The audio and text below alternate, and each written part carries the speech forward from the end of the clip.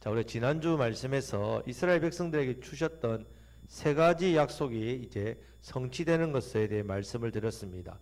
하나님께서 아브라함에 주신 약속이죠. 가나안 땅, 큰 민족 가나안 땅, 예수 그리스도. 첫 번째 약속이 큰 민족이 이루어졌음을 1장에서 말씀했습니다. 그 1장 7절 말씀해 보면 이 번성하다, 생육 번성이라는 말이 5번이나 나옵니다. 자, 이제 그러면 첫 번째 약속이 이루어졌으니까 이제 어떤 약속이 이제 주어져야 됩니까? 두 번째 약속이 이루어져야 된단 말입니다. 두 번째 약속은 이제 그 후에 하나님께서 가나안 땅에 이스라엘 백성들을 이제 보내시고 그 땅을 이제 기업으로 주고 거기서 예수 그리스도를 보내고자 하시는 게 이제 하나님의 완전한 계획이십니다. 그런데 문제가 있단 말이죠. 어떤 문제가 있습니까? 이스라엘 백성들이 애굽에서 나가지 않으려고 한다. 왜냐하면 그 당시 애굽이 가장 잘 사는 나라였단 말이에요. 요셉을 알던 왕 시절 때는 어떻습니까? 높은 아주 좋은 대우를 받았단 말입니다. 그래서 여기가 좋사오니 애굽이 좋습니다. 왜 굳이 그 가나안 땅까지 갑니까? 이렇게 했단 말이에요. 그래서 하나님께서 이스라엘 백성들을 끄집어내는 방법을 쓰셨는데 그것이 무엇이냐면 극심한 환란을 막지 않아 주셨다. 그래서 이 극심한 환란이 주어져서 그들이 애굽을 싫어하게 만들었단 말이에요. 그게 17대 왕조 같은 셈족이라 했습니다. 힉소스 왕조. 이 왕조가 망합니다. 그 18대 왕조인 아모스, 아멘호텝, 투투모스. 이 투투모스가 지금 이때 역사하는 이때 왕입니다. 자, 함족이란 말이에요. 다른 족입니다. 그래서 이 세 왕조가 요셉을 전혀 알지 못한다 했습니다. 그리고 이스라엘이 강하니까 나중에 셈족이 또 쳐들어왔을 때 이들이 같이 연합하면 자기들 위험하니까 이들을 노예로 삼고 또 그들의 번성을 막고자 어떻게 합니까? 노역을 시켰답니다. 때리고 많은 일을 시키면 어떻게 해요? 번성 안 할 줄 알아요. 더 번성하게 됐습니다. 그렇게 일을 많이 시켜 때리니까 이제 이스라엘 백성들이 울부짖습니다. 하나님, 우리를 애굽에서 건져주십시오. 부르짖기 시작했습니다. 이스라엘 백성들이 스스로 제발 우리가 나가게 해주십시오. 그런 간구하는 소리를 하나님 들으시고 아브라함과 이삭과 야곱에게 약속하신 그 약속을 기억하시고 그들의 기도에 대해서 하나님께서 응답하셔서 이제 이스라엘을 애굽으로 이끌어내시는 그 일을 하시는데 그 사이에 어떤 일이 일어나냐면 바로 모세가 탄생한다. 자, 그리고 모세를 어떻게 해요? 훈련시키는 내용이 나옵니다. 하나님은 이스라엘 백성이 학대 가운데 기도하실 줄 알았단 말입니다. 그래서 이미 구원자 모세를 준비하고 계셨습니다. 그래서 그들의 부르짖음이 하늘에 사무치자 비로소 이제 모세를 이스라엘 백성들에게 구원자로 보내셨다는 말이에요. 그것이 바로 오늘 본문에 모세가 탄생하는 그 기사가 나옵니다. 자, 1절 2절 말씀을 다 같이 읽겠습니다. 레위 가족 중 한 사람이 가서 레위 여자에게 장가들어 그 여자가 임신하여 아들을 낳으니 그가 잘 생긴 것을 보고 석 달 동안 그를 숨겼으나. 아멘. 자, 출애굽기 2장은 전체가 이 성경을 축소시킨 어떤 대표적인 본문이라 할 수 있습니다. 무슨 말이냐면 쓸말만 딱 기록해 놓은 거죠. 성경을 핵심만 보도록 했습니다. 자, 모세의 탄생에 대해서 아주 자세하게 기록하지 않았습니다. 왜냐하면 출애굽기의 전반의 핵심은 뭐냐면 이스라엘 백성들의 출애굽입니다. 출애굽의 핵심인데 모세가 태어났는데 모세가 어떻게 이런 어떤 구구절절의 내용은 핵심이 아니란 말입니다. 그래서 아주 간략하게 그냥 기록해 놨습니다. 그냥 레위 남자가 레위 여자에게 장가들었다. 그리고 아기를 낳았다. 이렇게 간략하게 기도했습니다. 그래서 나머지는 다 축소해 놓고 전체적으로 출애굽에만 관심을 가지도록 만들어주고 있다. 그리고 나중에 6장 7장에 보면 모세의 아버지 이름이 아므람이구나. 어머니 이름이 요게벳이구나. 이게 나온단 말입니다. 결혼한 지 오래되었습니다. 첫째 딸이 미리암입니다. 그리고 10년쯤 지나서 둘째 아들이 바로 아론입니다. 아론, 대제사장 아론. 아론이 태어나고 나서 3년 뒤에 지금 모세가 태어났습니다. 자, 세 번째 아이가 태어날 때 부모의 소원이 무엇겠습니까? 어떤 소원을 가지고 있겠습니까? 임신했을 때 아므람이 요게벳의 배를 만지면서 어떤 소원을 가졌겠습니까? 제발 딸을 낳아라. 제발. 왜요? 아들 낳으면 바로 죽이니까. 바로의 집 정책은 지금 남자아이가 태어나면 나일강에 빠뜨려 죽여야 됩니다. 이제는 산파도 말 안 들으니까 어떻게 합니까? 노골적으로 그냥 집에 가서 아이가 낳았을 때 군인들 쳐들어갑니다. 그럼 남자아이는 어떻게 합니까? 강제로 아이를 뺏어서 나일강에 그냥 던져버립니다. 죽였단 말이죠. 그런데 낳고 보니까 남자입니다. 남자였단 말이에요. 자, 오늘 본문의 이상한 것은 아이를 석 달 동안 숨겼다 했습니다. 자, 오늘 본문을 통해서 두 가지를 증거하고자 합니다. 첫 번째는요, 모세의 부모가 왜 모세를 석 달 동안 살려두었는가 하는 겁니다. 두 번째는요, 그러면 모세를 살린 것에 대한 상, 보너스, 은혜가 무엇인가 하는 겁니다. 오늘은 첫 번째 부분을 한번 보겠습니다. 부모가 그가 잘생긴 것을 보고 이렇게 했습니다. 잘생긴 것을 보고. 자, 이전 성경에 보면 준수함을 보고 했습니다. 결혼해서 아이가 태어났습니다. 막 태어난 아이가 잘생겼어요. 여러분, 저도요, 딸딸이 아빠인데요. 애기 처음에 우리 큰 신이 태어났을 때, 아이고, 저게 사람인지 벌개가지고 무슨 애기가 무슨 눈, 코, 입만 달린 것만 해도 아이고 잘됐다 이랬죠. 뭐 잘생겼다. 여러분, 아이가 태어나자마자 아이를 말 잘생겼다. 그래서 아까워서 죽이기 아까워서 석 달 숨겼다. 이 말이 안 된다는 말입니다. 물론 아이의 사랑스럽죠. 사랑스럽습니다. 너무 좋습니다. 하지만 좀 잘생겼다는 표현을 안 씁니다. 그리고 한 석 달쯤 지나니까 좀 애기가 좀 아빠를 좀 닮았네, 엄마를 닮았네 이렇게 사람답게 보인다는 말입니다. 지금 막 태어난 아기를 볼 때에 그 핏덩이를 보면서 잘생겼다 이런 표현 말이 안 된단 말이에요. 자, 사도행전 7장 20절 말씀에 이 부분을 설명하고 있습니다. 어떻게 설명하냐? 그때 모세가 낳는데 하나님 보시기에 아름다운지라 이렇게 씁니다. 그의 아버지 집에서 석 달 동안 길리더니 이렇게 했습니다. 자, 모세가 하나님 보실 때에 아름답다 이런 표현을 씁니다. 자, 그런데 하나님은 사람의 외모를 취하지 않습니다. 그렇죠? 사람의 외모를 취하지 않습니다. 그러면 이 아이가 하나님 보시기에 아름답다. 왜 아름답겠습니까? 이 아이에게 뭐가 있기 때문에? 이 아이가 태어날 때 무엇을 갖고 태어난다고요? 자, 솔로몬이 태어날 때 무엇을 가지고 태어나겠습니까? 성전을 지을 사명을 가지고 있잖아요. 하나님이 솔로몬에게 사명. 자, 모세가 태어날 때 어떤 걸 가지고 태어난다고요? 이스라엘을 구원할 애굽을 출애굽할 그 사명을 가지고 태어났다는 말이에요. 그래서 하나님 보실 때 아름답단 말이에요. 자, 저와 여러분들 인생이 왜 아름답겠습니까? 하나님께서 저와 여러분들에게 무엇을 주셨기 때문에? 사명을 주셨기 때문에 아름답다. 자, 그렇습니다. 이 부분에 대해서 사도행전 13장에 보면요, 사도 바울이 이런 표현을 씁니다. 비시디아 안디옥에 설교를 합니다. 그때 다윗에 대한 이런 표현을 씁니다. 다윗을 왕으로 세우시고 정언하여 이르시되 내가 이새의 아들 다윗을 만나니 내 마음에 맞는 사람이라 내 뜻을 다 이루리라 하시더니 하나님께 약속하신 대로 이 사람의 후손에서 이스라엘 위해서 구주를 세우셨으니 곧 예수라 이랬습니다. 자, 다윗 마음에 합했다. 이 말이 아름다운 아이다 같은 말. 자, 모세를 볼 때 하나님께서 마음에 합했다. 어떤 일의 계획에? 가나안 땅 두 번째 약속을 이루는 그 일에 계획에 모세가 하나님 마음에 딱 맞았단 말이에요. 그래서 모세를 태어나게 하셨단 말이에요. 사명. 여러분, 지금 창세기 49장에 보면 유다 지파에서 왕이 난다 했습니다. 자, 그래서 이 왕이 일어난 모든 대적을 이기고 원수의 목을 잡고 가는 곳마다 이기는 사자가 될 것이다. 그리고 실로가 오실까지 평강의 왕 예수님 오실 때까지 왕위가 끊이지 않는다. 이 복을 다윗에게 약속하셨단 말이에요. 자, 이 일에 다윗이 쓰임받는 사명 합한 하나님 마음에 합한. 자, 얼마나 복된지 모릅니다. 다윗이 하나님 보시기에 합당하는 말은 예수님 오시기에 그의 자손을 통해 오시기에 합당하다는 말입니다. 모세가 하나님 보시기에 아름답다는 말은요, 이 아이를 통해서 두 번째 약속이 가나안 땅을 주는 이 일에 쓸 그릇에 어떻게 해요? 합당하다 이런 뜻입니다. 그래서 사명자라는 뜻입니다. 그런데 이 뜻을요, 부모에게 하나님께서 말씀을 하셨단 말이에요. 분명히 삼손이 태어났을 때도 마찬가지입니다. 사명을 하나님 이 아이에게 사명의 부모에게 알렸단 말입니다. 이삭도 마찬가지입니다. 그 리브가가 에스와 야곱을 낳을 때 하나님이 그들에게 주신 사명을 부모에게 알려줬단 말이에요. 자, 지금요, 이 아이에 대해서 모세의 부모에게 말씀이 분명합니다. 왜냐하면요, 그렇지 않고서는 이렇게 하지 않는단 말입니다. 내가 이 아이를 애굽에서 끄집어내어 이 아이를 통해서 이 백성을 출애굽할 일을 위해서 이 아이를 내가 태어나겠다. 그러니까 너는 이 아이를 죽이지 말라. 죽이지 말고 키워라. 책임지고 내가 살려주겠다. 이렇게 하셨단 말입니다. 자, 이 아드 핑크라는 학자는 이 부분을 이렇게 표현합니다.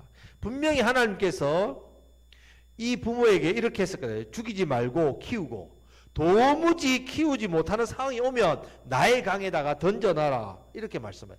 그러면 어떻게 해요? 그 나의 강에 던져놓는 거예요. 한번 보죠. 부모가 제정신이라면 지금 아기를 지금 나의 강에는 수많은 아이들이 떠내려 죽고 있는데 거기다가 이 아이를 내놓는다고 말이 안 되지 않습니까? 숨긴다고 해도 다른 데 숨겨야죠. 어떻게 나의 강가에다가 갈대상자를 놓고 그걸 숨긴단 말이에요. 그 자체가 말이 안 돼요. 왜? 이 부분에 분명히 하나님께서 이 아이에 대한 말씀을 부모에게 하지 않고서는 이런 결과를 나타낼 수 없다라고 하는 것이 이 성경학자들의 이야기입니다. 그렇기 때문에 이 아이를 죽이지 말고 키우라고 분명히 말씀하셨는데 왜냐하면요. 그 증거가 히브리서 11장 23절에 나옵니다. 믿음으로 모세가 났을 때에 그 부모가 아름다운 아이임을 보고 석 달 동안 숨겨 왕의 명령을 무서워하지 아니하였으며.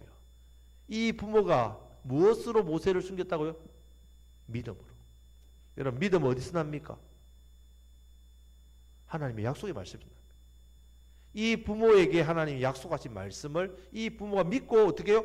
왕의 명령을 무서워하지 않고 자기 아들을 숨겼단 말이에요. 이 아이가 사명자임을 알고. 믿음은 우리가 누구를 믿는다, 무엇을 믿는다 이런 말이죠. 하나님을 믿는 믿음, 하나님의 말씀을 믿는 믿음입니다. 복받는 믿음은요 바로 말씀을 믿는 믿음입니다.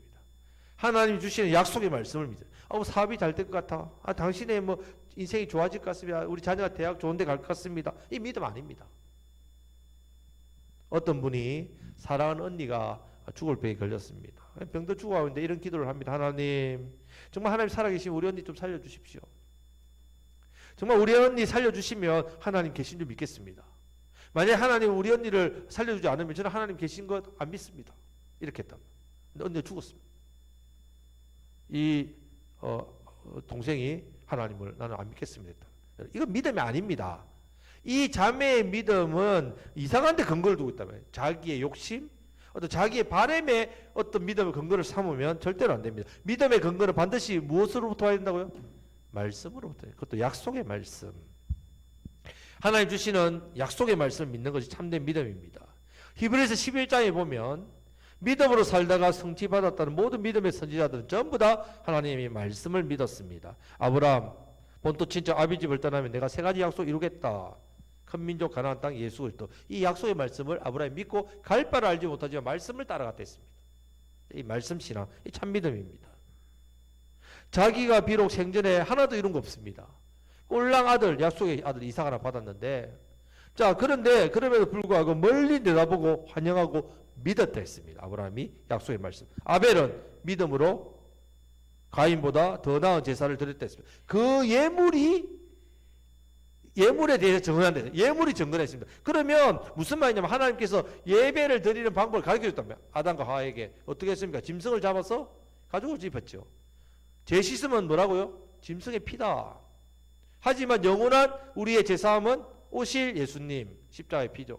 자, 이것을 가르쳐줬다. 그래서 피의 제사를 가르쳐줬단 말입니다. 자, 아벨은 이 말씀대로 그대로 믿음으로 말씀을 근거한 믿음으로 예배를 드렸기 때문에 아벨의 예배를 하나님 받으셨단 말이에요. 에녹도 마찬가지입니다. 어떻습니까? 믿음으로 에녹은 하나님과 동행하다 죽음을 보자고 하늘 올라갔다 했는데 그러면서 이렇게 믿음이 없이는 기쁘시게 못하나니 하나님께 나아간 자는 반드시 그와 계신 것과 또한 그가 자기를 찾는 자에게 상 주시는 이심을 믿어야 할지니라 이렇게 했단 말이에요. 자, 이 부분도 에녹이 어떻게 해서 300년 동안 갑자기 65세까지 자기 인생 살다가 갑자기 왜 300년을 주님과 동행을 했느냐. 그때 유다 1장 14절 15절 말씀에 보면 이 말씀이 있습니다. 아담의 7대 손 에녹이 이 사람들에 대해서 예언하여 이르되 보라 주께서 수만의 거룩한 자와 함께 임하셨나니 이는 무사람을 심판하사 모든 경건하지 않는 자가 경건하지 않게 행한 모든 경건하지 않는 일과 또한 경건하지 않는 죄인들이 주를 거스러 모든 완악한 말로 말미암아 그들을 정죄하려 하심이라 하였더라. 이 무슨 말이냐면 에녹이 예언을 봅니다. 65세. 무슨 예언을 보냐? 수많은 거룩한 이렇게 주님이 임하시는데 죄인들을 심판하신다.